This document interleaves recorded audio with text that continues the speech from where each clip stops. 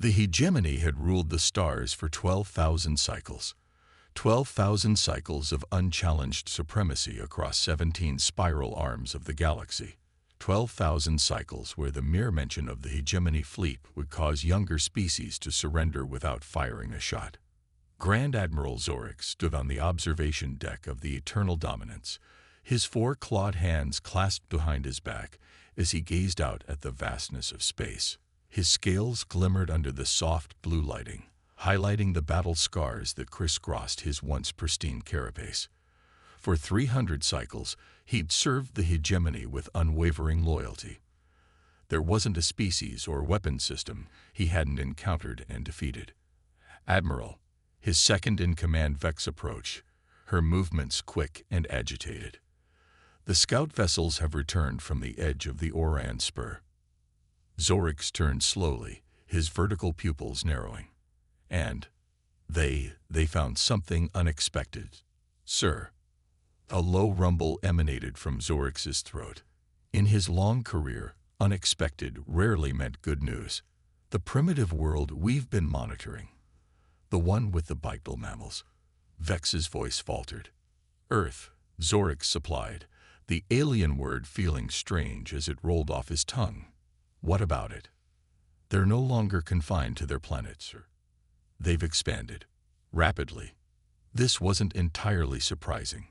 The hegemony had been aware of Earth for nearly 80 cycles, cataloging it as a pre-spacefaring civilization with moderate potential. Like thousands of worlds before it, Earth was scheduled for eventual integration into the hegemony, whether through diplomatic means or otherwise. Show me, Zorix commanded. Vex activated the holographic display. The three-dimensional map of the Orion Spur materialized between them, highlighting Earth's solar system, and more alarmingly, dozens of outposts extending well beyond it. How? Zorix demanded. Our last observation was only 7 cycles ago. They were barely reaching their own moon. We don't know, sir, but there's more. Vex's finger trembled slightly as she expanded a section of the map. Our scouts encountered one of their vessels. We have visual recordings. The hologram shifted, now displaying footage taken from one of their stealth scouts.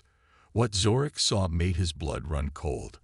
It was unmistakably a warship, but unlike any he'd seen before, where hegemony vessels were elegant and streamlined. This ship was angular, imposing, and bristling with what appeared to be weapon systems. Did they detect our scouts? No, sir. We maintained distance and engaged full stealth protocols. Zorix leaned closer, studying the alien vessel. Size comparison. Approximately 1/4 the length of the Eternal Dominance, but its energy readings. Vex hesitated. Speak freely, Commander. Its energy signature exceeded anything in our database, sir. If the readings are accurate, its power output rivals our capital ships. Impossible. A species that had only recently discovered space travel couldn't possibly have developed such technology.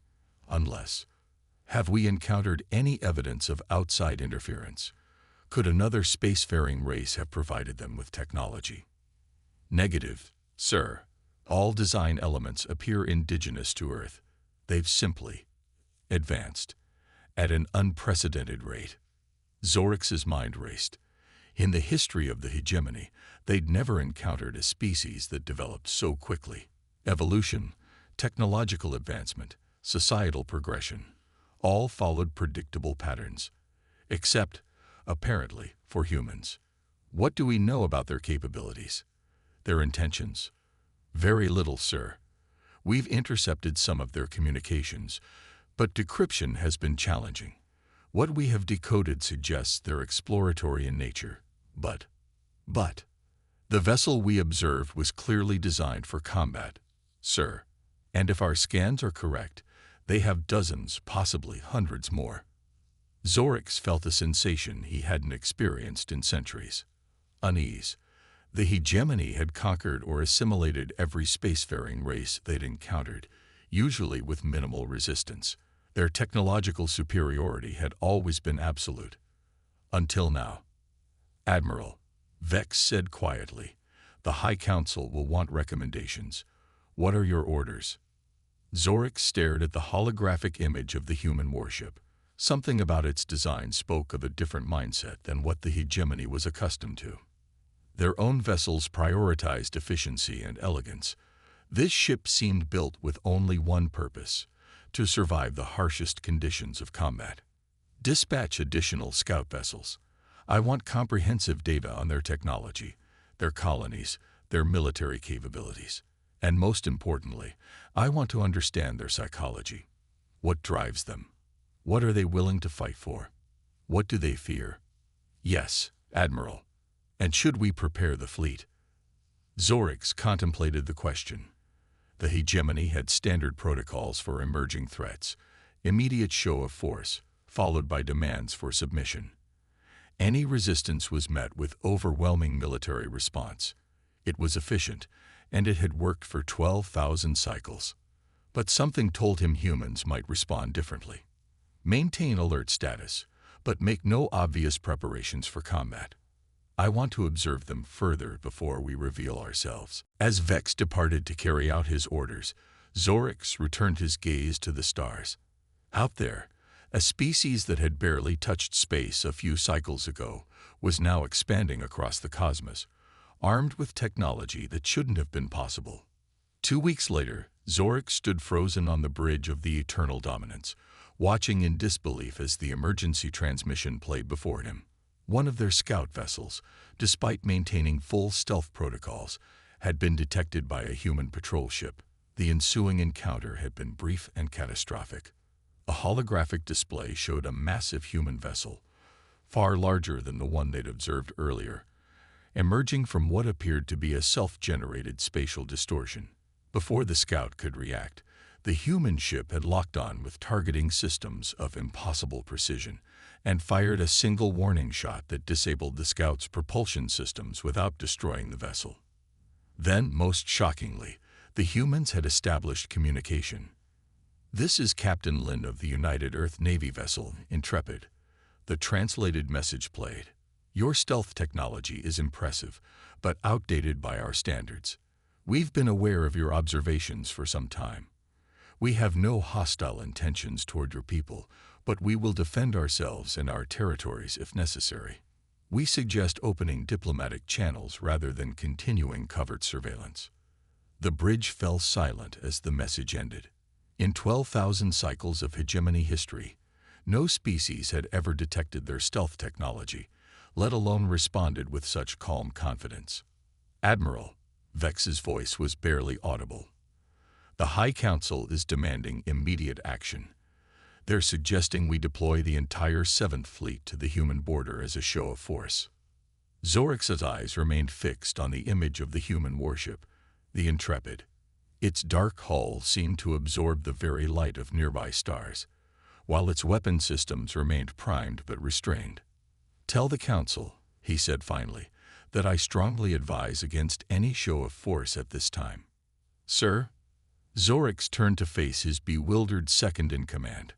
"In all my cycles of service, I've never encountered a species like this. They've gone from planetary confinement to interstellar travel in the blink of an eye. They've detected technology we believed undetectable, and instead of firing upon our scout, they disabled it with surgical precision and offered diplomatic contact.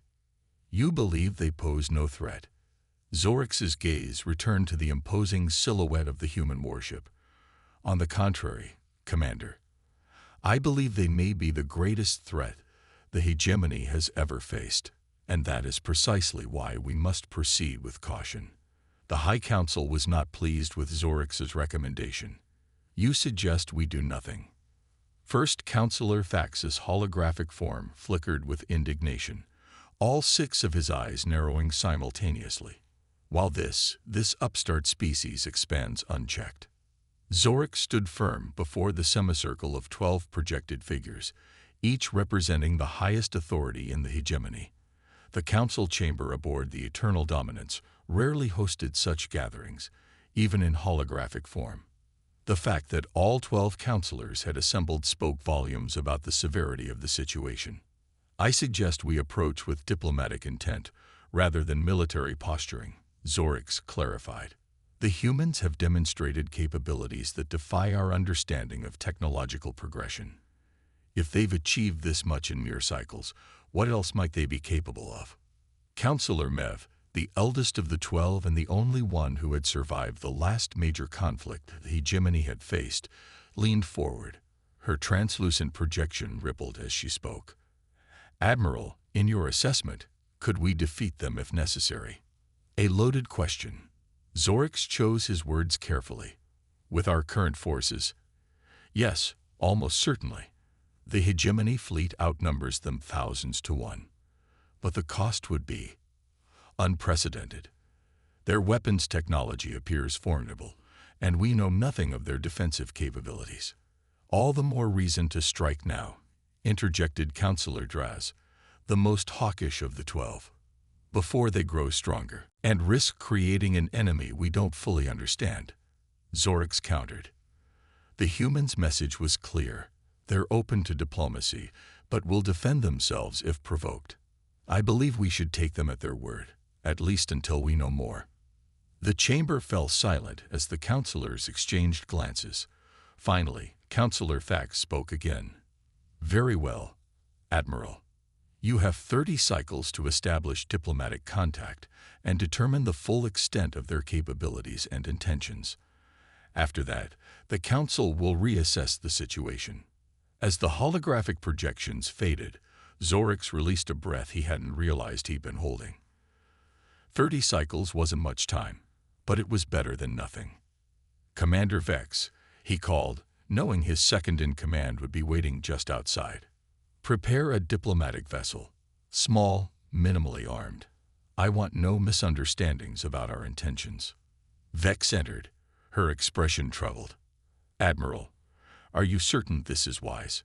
Protocol dictates that first contact should always demonstrate our full might to ensure respect. This isn't first contact, Commander. They've known about us longer than we realized, and they've already demonstrated that our full might may not intimidate them as it has others. Zorix moved to the tactical display, studying the known positions of human outposts. Besides, I suspect they've been watching our fleet movements since they detected our scout. They likely already know our strength. Vex's skin paled slightly. If that's true, then we need to understand them better, and quickly. Zorix highlighted a region of space near the edge of human-controlled territory. Here, this appears to be one of their border outposts, small, primarily scientific in nature based on our scans. We'll initiate contact there, away from their major military installations. As Vex departed to make preparations, Zorix found himself drawn once again to the image of the human warship. Something about its design continued to trouble him. It wasn't just the unexpected technological advancement. It was the philosophy behind the design itself. Hegemony vessels were created to inspire awe, to reinforce their supreme position in the galactic hierarchy. The human ship, in contrast, was purely functional, every aspect of its construction serving a clear purpose.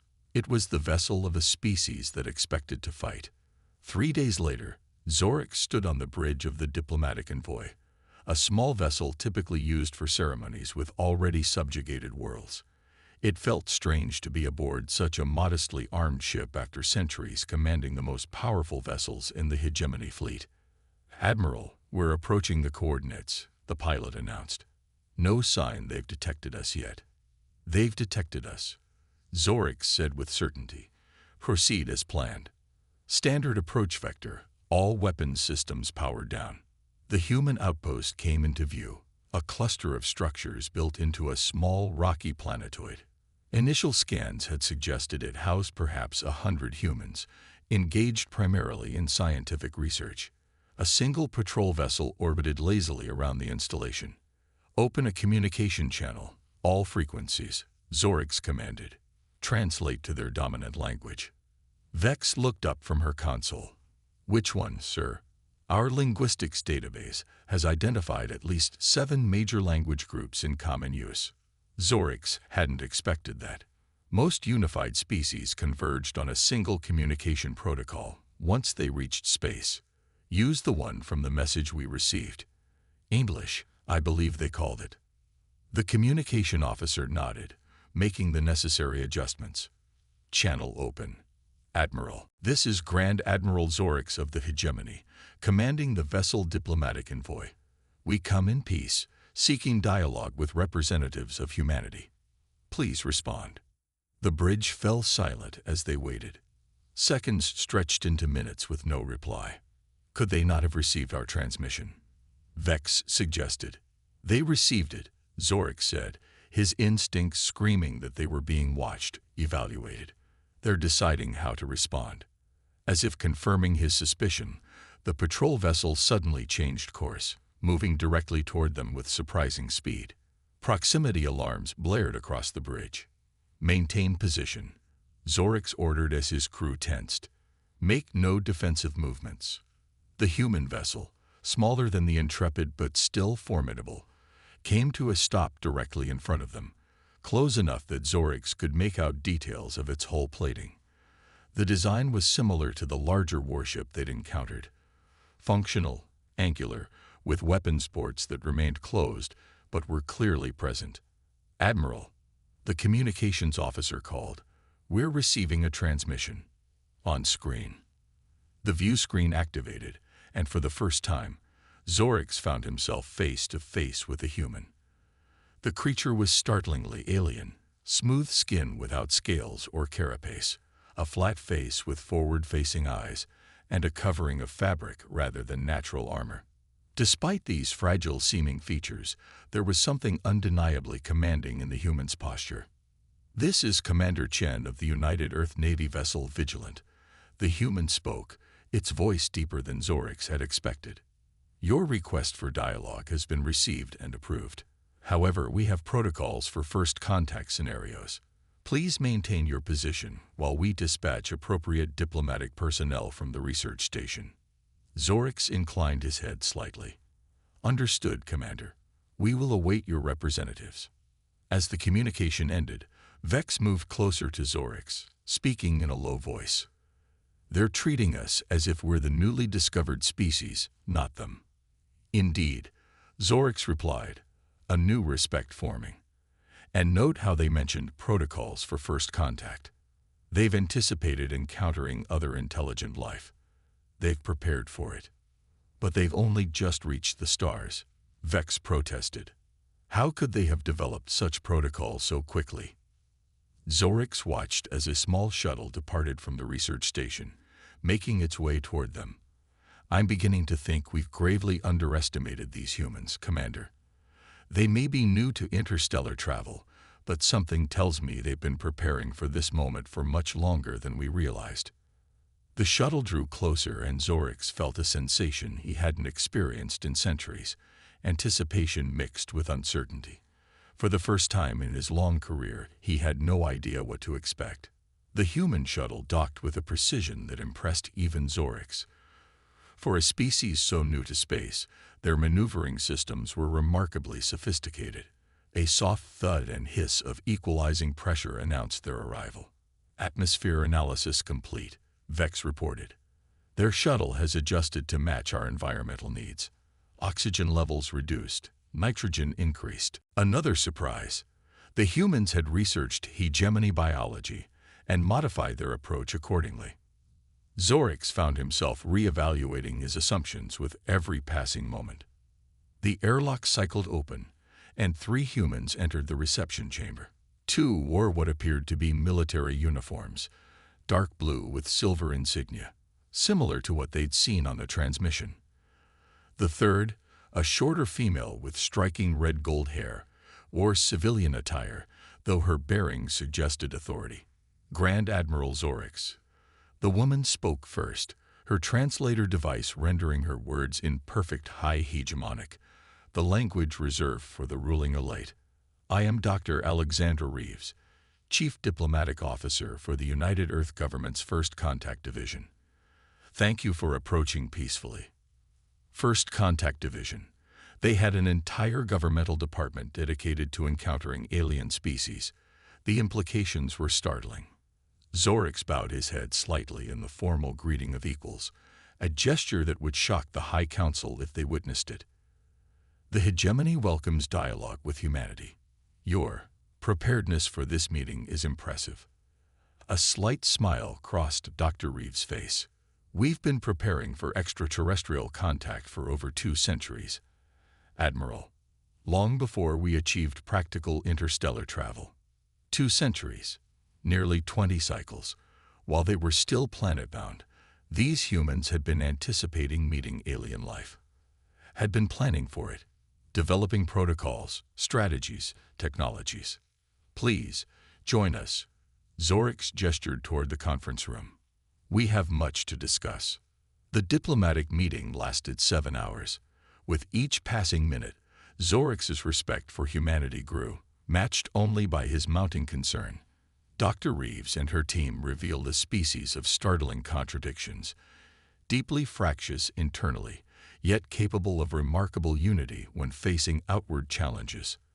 They spoke openly of humanity's violent history, their countless wars, their near self-destruction, not with shame, but as context for their current vigilance.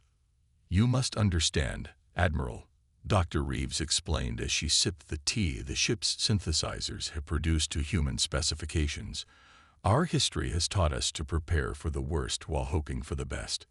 When we detected your observation vessels near Earth 7 years ago, we accelerated certain programs. 7 years ago, Vex interjected. That's impossible. Our stealth technology is based on bending light and absorbing thermal emissions. One of the military officers, Commander Reynolds, finished for her.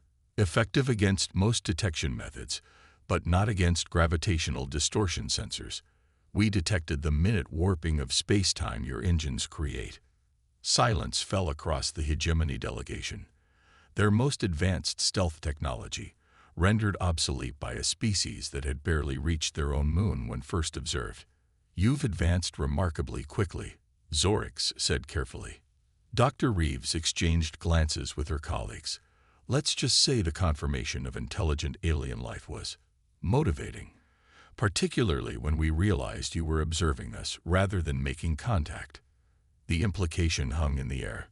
They had interpreted the hegemony's standard observation protocols as potentially threatening, and they had responded by pouring resources into defense and expansion.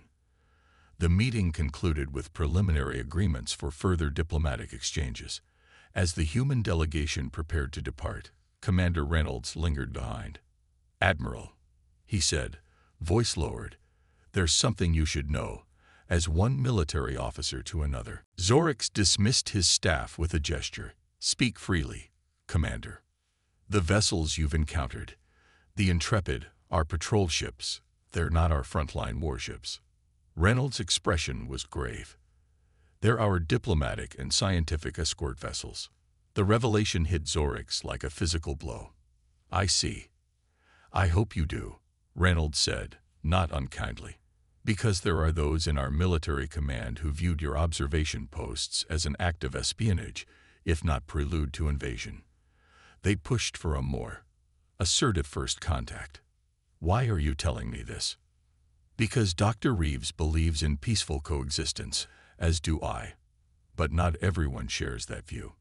Your hegemony has conquered many worlds, yes. That history concerns us. Before Zorix could respond, Reynolds continued. There's a human saying, Admiral. Si vis pacem, para bellum. If you want peace, prepare for war. We very much want peace. With that, the commander departed, leaving Zorix with the unmistakable warning beneath his words. 3 days later, aboard the Eternal Dominance, Zorix delivered his report to the High Council.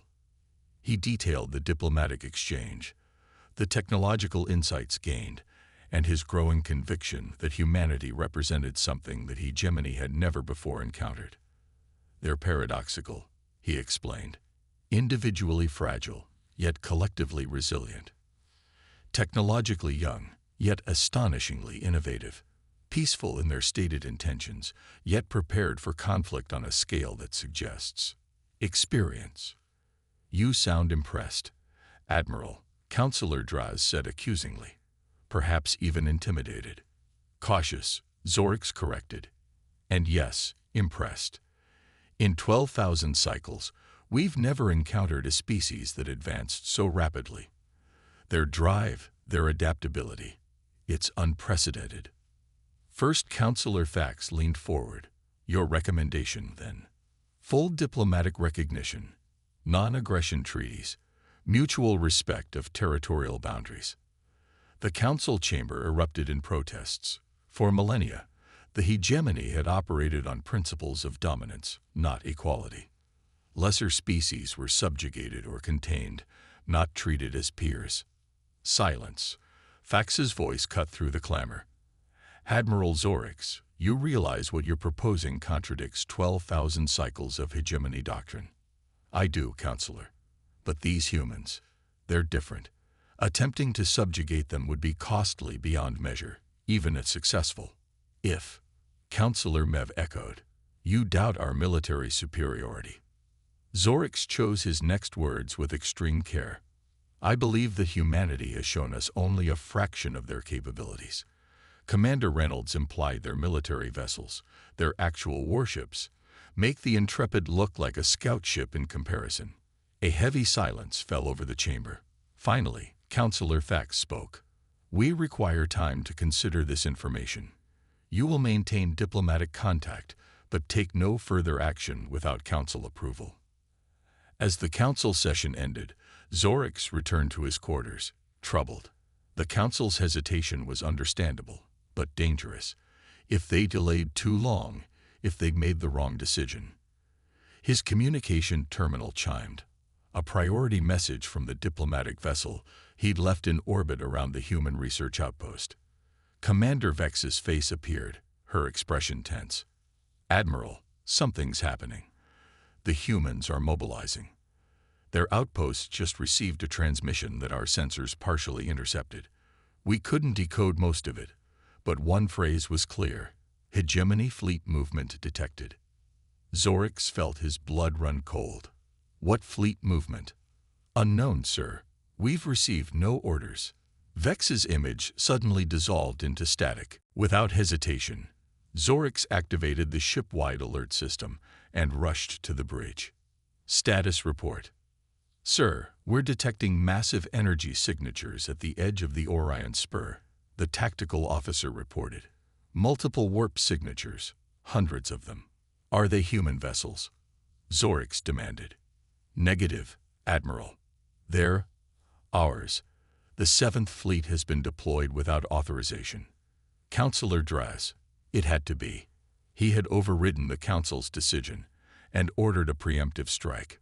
Open a channel to Fleet Admiral Krex immediately. Unable, sir. All communications with the 7th Fleet have been locked down. They're running silent. Zorix stared at the tactical display in horror as hundreds of hegemony warships moved into attack formation, advancing toward human space. This wasn't just an unauthorized action. It was the beginning of a war. A war against an opponent whose true capabilities remained unknown, but whose ingenuity and preparation had been made abundantly clear. Set course for the human border, maximum speed, Zorix ordered, and open a direct channel to Earth. We need to warn them. Sir, his communications officer questioned, clearly shocked. That would be treason against the hegemony. No, Zorix replied grimly. The treason was committed by whoever ordered this attack. The hegemony has survived for 12,000 cycles by making wise choices, not foolish ones. And this may be the most foolish in our history. As the eternal dominance surged toward human space, Zorix could only hope he wasn't already too late. The humans had surprised them at every turn. Now he could only wonder what surprises they had prepared for an all-out assault, and whether the hegemony would survive finding out. The eternal dominance tore through space, its engines straining beyond safety parameters as Zorix paced the bridge. Every second counted now. If the 7th Fleet reached human territory before he could issue a warning. Admiral, his tactical officer called out, we're detecting new signatures ahead. They're not hegemony vessels. Zorix rushed to the display. Human ships. Don't think so, sir. The officer's voice wavered. The configuration doesn't match any human vessel we've cataloged, and they're massive. At least 3 times the size of our largest dreadnought. The main screen flickered to life, showing what lay ahead. Zorix felt his heart stutter. A line of colossal ships hung in space like obsidian monoliths, directly in the path between the approaching hegemony fleet and human territory. They were unlike anything he'd ever seen, asymmetrical, almost organic in design, with surfaces that seemed to absorb light rather than reflect it. "Scan them," he ordered, his voice barely above a whisper. "Unable to penetrate their hulls, sir. But energy readings are off the scale." Before Zorix could respond, his communications officer spun around. "Admiral, we're receiving a transmission. It's coming from both the unknown vessels and from Earth simultaneously." On screen, the display split. On one side appeared Dr. Reeves, her expression grim. On the other, a human Zorix had never seen before, older with silver hair and eyes that seemed to hold the weight of centuries. "Admiral Zorix," Dr. Reeves began, "I see you're attempting to reach us ahead of your fleet. Your warning, while appreciated, is unnecessary." The silver-haired human spoke next. "I am Admiral Thomas Chen, Supreme Commander of the Earth Defense Force. We've been monitoring your 7th Fleet since it departed hegemony space." Zorix's mind raced. "Those vessels, they're yours? But how?" "They're our Terminus-class battleships," Admiral Chen stated flatly. What Commander Reynolds referred to when he mentioned our frontline warships. "They've been in position since we detected your council's meeting regarding our species." The revelation struck Zorix like a physical blow. The ships Commander Reynolds had dismissed as diplomatic escorts weren't merely lesser vessels. They were deliberately shown to misrepresent human military capability. And these behemoths that now blocked the hegemony fleet's path. "The 7th Fleet is still advancing," Zorix warned. "They don't know what they're flying into." Dr. Reeves' expression softened slightly. "Your attempt to warn us speaks to your character, Admiral Zorix, which is why I'm authorizing Admiral Chen to share what comes next." Chen nodded grimly. "Admiral, you should know that these 7 vessels represent only a fraction of our defensive capability. We've had centuries to imagine first contact scenarios, including those that begin with hostility." The tactical display updated, showing new information that made Zorix's blood freeze in his veins. Scattered throughout the approaching hegemony fleet were hundreds of tiny signatures, human stealth vessels, already in position, completely undetected until now. "We infiltrated your fleet perimeter days ago," Chen continued. "Each of those signatures is a tactical unit carrying enough antimatter to disable a capital ship without destroying it.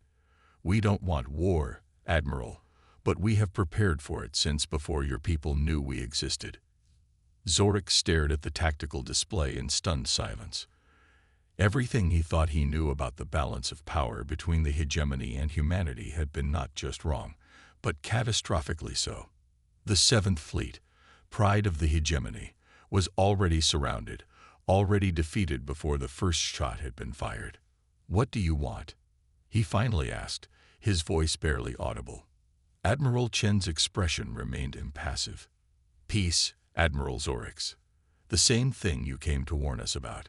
We have no desire to destroy your fleet or begin a war with the hegemony." "But you could," Zorix stated flatly. It wasn't a question. "Yes," Chen acknowledged.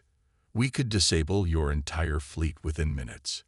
But that would result in needless loss of life and push your hegemony toward further aggression out of fear and wounded pride." Dr. Reeves leaned forward. "We're offering an alternative, Admiral, one that saves face for the hegemony while avoiding conflict." Zorix hardly dared to hope. "I'm listening." "We will not engage the 7th Fleet," Chen explained. "Instead, we'll withdraw our stealth vessels and pull back our battleships. The 7th Fleet will detect our retreat and claim they've successfully driven us off. Meanwhile," Dr. Reeves continued, "you'll return to your council with evidence of our full capabilities. Evidence will provide you. You'll make it clear that while the Seventh Fleet won this encounter, future engagements would end differently. It was elegant. The hegemony would save face, but the truth of humanity's power would be known to those who needed to know it. War would be averted not through humiliation, but through mutual understanding. Why? Zorix found himself asking.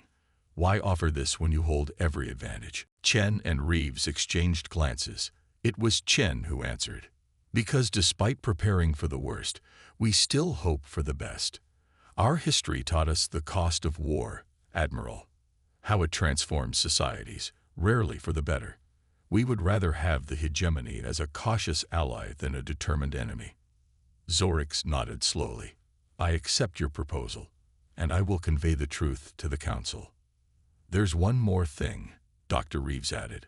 We'd like you to serve as the permanent diplomatic liaison between humanity and the hegemony, someone who understands both sides.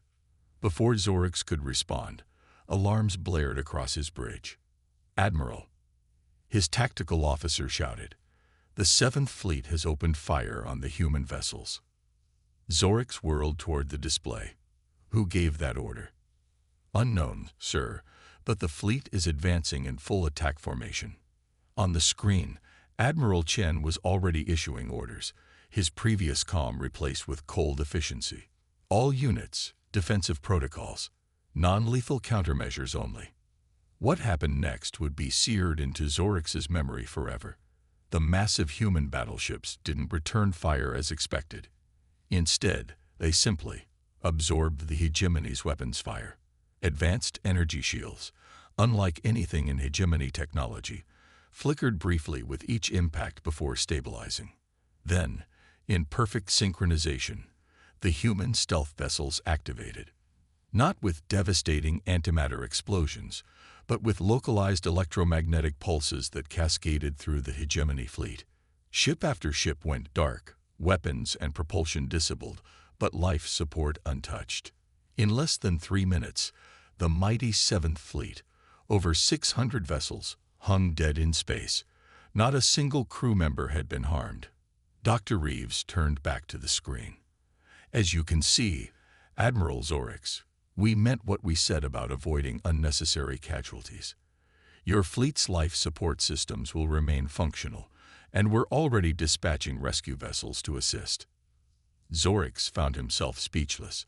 The sheer precision of the attack, if it could even be called that, was beyond anything he had witnessed in 3 centuries of service. There will be those in the hegemony who still push for war after this, he finally said. Admiral Chen's face hardened. Then perhaps they should know one last thing. He nodded to someone off-screen, and the tactical display updated again. What Zorix saw made his heart nearly stop. Throughout hegemony space, around every major world, shipyard, and military installation, tiny signatures appeared. More human stealth vessels, hundreds of them, already in position. We didn't just study your observation posts near Earth, Admiral, Chen said quietly. We've been mapping your entire civilization for years. This demonstration was not a show of force. It was an act of restraint. Silence hung heavy on the bridge of the eternal dominance as Zorix absorbed the full implications of Admiral Chen's revelation. The hegemony had never truly been in control. Humanity had been studying them, infiltrating them, understanding them, all while the hegemony believed they were the ones doing the observing. Grand Admiral, Dr. Reeves broke the silence, her tone gentler now. We don't share this to threaten, but to establish truth between us. A lasting peace must be built on honesty, not illusions of superiority on either side. Zorix found himself nodding slowly. The High Council will resist this new reality. 12,000 cycles of unquestioned dominance doesn't fade easily. Which is why we need you, Admiral Chen said. Someone they'll listen to. Someone who understands what's at stake. 6 months later, Zorix stood before the Galactic Chamber on Hegemony Prime, the first meeting of its kind in the 12,000-cycle history of the hegemony. Representatives from not just the Council, but from all 17 subjugated arms of the galaxy filled the massive hall. And for the first time, representatives from a non-hegemony world stood as equals among them. Dr. Reeves led the human delegation, with Admiral Chen and a dozen other specialists accompanying her. Their presence had caused initial outrage among many hegemony officials, but the events with the Seventh Fleet, carefully framed as a regrettable misunderstanding in official communications, had silenced the most vocal critics. Today marks a turning point, Zorix addressed the assembly. For 12,000 cycles, the hegemony has ruled through power and the promise of protection. Today we extend our hand not as conquerors, but as partners. The treaty that followed was unlike any in hegemony history. Humanity would maintain its independence, its borders secure from hegemony interference. In exchange, humans would share certain technologies, particularly in medicine and sustainable energy, while keeping their most advanced military capabilities closely guarded. Most revolutionary was the clause extending similar protections to other species under hegemony control. Not independence, not yet, but a path toward greater autonomy, greater rights. The foundation for a transformed hegemony, one built on cooperation rather than subjugation. As the assembly concluded, Zorix found Dr. Reeves on a balcony overlooking the sprawling capital. "Your people will need time to adjust," she said, watching the distant traffic of ships coming and going. "Change doesn't come easily after so many millennia. Nor will all humans welcome cooperation with a former would-be conqueror," Zorix replied. Reeves smiled slightly. "True. There are those on Earth who wanted a more decisive approach when we discovered your observation posts, who advocated for preemptive measures rather than patience. What changed their minds? People like you," she said simply. "When we intercepted your warning transmission, it confirmed what some of us had argued all along, that understanding must precede judgment, even among the stars." Later that evening, after the delegations had retired, Zorix found himself alone with Admiral Chen in the ancient gardens of the High Council chambers. "There's something I've wondered," Zorix said as they walked paths laid down thousands of cycles before. "Your ships, your technology, they're beyond anything we've developed in 12,000 cycles of civilization. How did you advance so quickly?" Chen was quiet for a long moment. "Necessity," he finally answered, "and fear. Our history is filled with tales of conquest, of civilizations destroyed by technologically superior invaders. When we confirmed we weren't alone in the universe, those ancient fears resurfaced. So you prepared for the worst, while hoping for the best," Chen finished. And today, it seems that hope wasn't misplaced. As they reached the center of the garden, Chen stopped before an ancient monument, a relic from the early days of the hegemony, when it was just one world among many, not yet an empire. "Your own history tells the same story as ours," Chen observed. "You were once the hunted before you became the hunters. Perhaps now, together, we can build something different, something better." Zorix looked up at the night sky, where stars from 17 different galactic arms shone down upon them. Among them, somewhere, was a small blue planet that had changed everything. "I believe we can," he said, and for the first time in many cycles, he felt something like hope for the future of both their kinds.